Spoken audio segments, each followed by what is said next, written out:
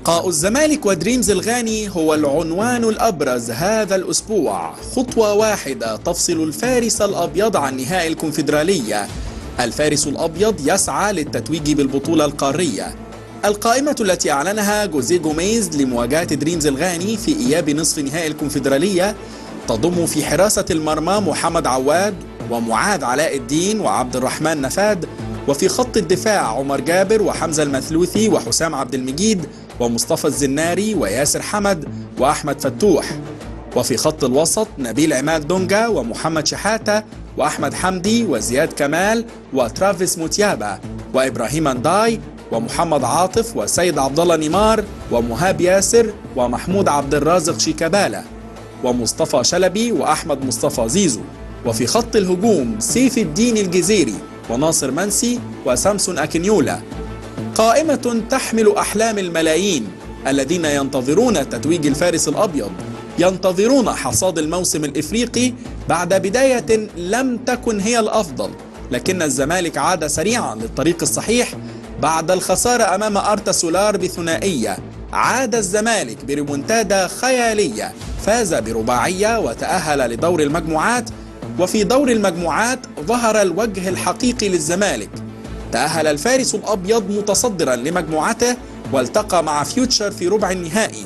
حقق الفوز ذهابا ب2-0 قبل أن تنتهي مباراة الإياب بالتعادل الإيجابي بهدف لكل فريق ليتأهل الزمالك لنصف النهائي.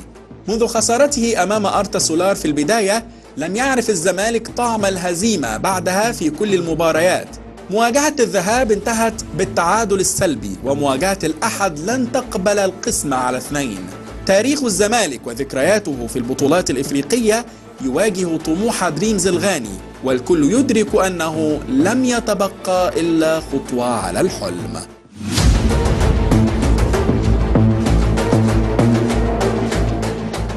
طيب تعالوا نروح لمستر جوميز. مستر جوميز ألقى محاضرة فنية خاصة للاعبين ظهر اليوم بفندق الإقامة في مدينة كوماسي الغنية، وشهدت المحاضرة شرح العديد من الأمور الفنية المراد العمل عليها خلال مواجهة دريمز الغاني، بجانب توضيح بعض النقاط التي ظهرت خلال مباراة الذهاب. طبعا كنت قلت لحضراتكم ان الجهاز الفني قبل السفر لغانا اشتغل على اخطاء مباراة الذهاب وتابعها كمان اكتر من مرة عشان طبعا يحددوا ايه الاخطاء اللي هم او اللي ظهرت على الفريق وقتها، عشان يبداوا طبعا في معالجتها او تصحيحها قبل مواجهة يوم الاحد، عشان طبعا ما يعودوش فيها مرة تانية، بالعكس كمان عشان كمان يشتغلوا عليها بشكل صح لمواجهة يوم الاحد، لان مواجهة يوم الاحد طبعا احنا عارفين ان هي لا مش هتتحمل طبعا اي اخطاء، مباراة مصيرية ومباراة حاسمة. اليوم الثاني هنا في مدينة كوماسي بغانا، واستعدادات الفارس الأبيض للمباراة الهامة والفاصلة يوم الأحد القادم أمام فريق نادي دريمز الغاني في إياب الدور قبل النهائي لبطولة كأس الكونفدرالية الإفريقية. بالتأكيد يا ما يمكن جمهور الزمالك منتظر إن احنا طبعا نطلعوا على كل الأحداث اللي بتجري هنا في كوماسي. يمكن منذ اليوم الأول امبارح وصلنا زي ما اتكلمنا امبارح يا ما وصول بعثة الفريق الأول لكرة القدم بنادي الزمالك هنا الساعة 4 بتوقيت غانا إلى مطار كوماسي. كان في استقبالنا أفراد من السفارة المصرية اللي متواجدة هنا في مطار كوماسي الدولي. يمكن وصلنا إلى فندق الإقامة اللي بيبتعد عن المطار حوالي 20 دقيقة، وأيضا بيبتعد عن ملاعب التدريب أيضا حوالي 20 أو 25 دقيقة كده لو في زحمة في الطريق.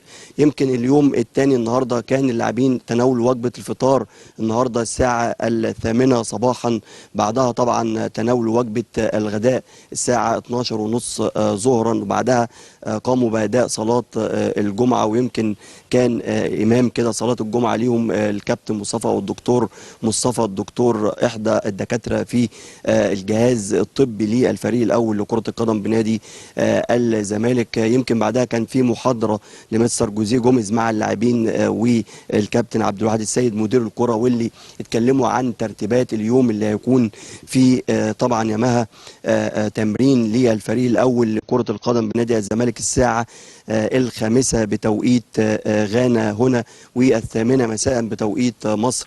يمكن هيكون النهارده التمرين هيكون فيه بعض التعليمات اللي هيعملها مستر جوزيه وبعض الجمل الخططية واللي هيعملها وهيقدمها في تمرين اليوم.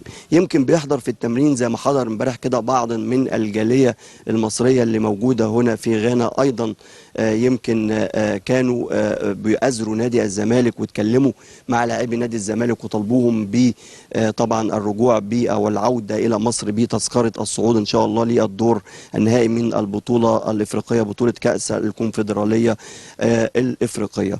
يمكن ما عايز اقول لك او اطمنك على الحاله المعنويه للاعبين، حاله المعنويه كبيره جدا.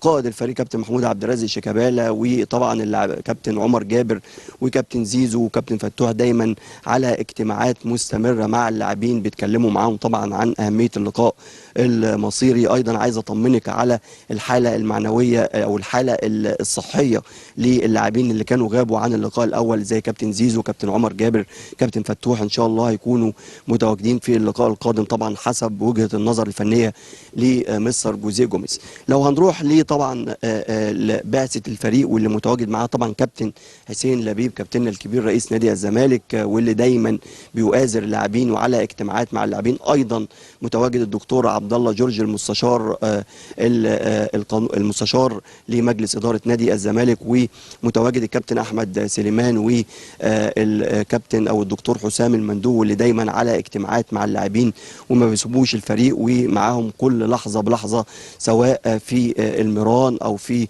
الريسبشن بعد اداء الوجبات. دايما بيتكلموا مع اللاعبين ولمسوا من اللاعبين بالتاكيد تركيز كبير جدا للقاء بكره.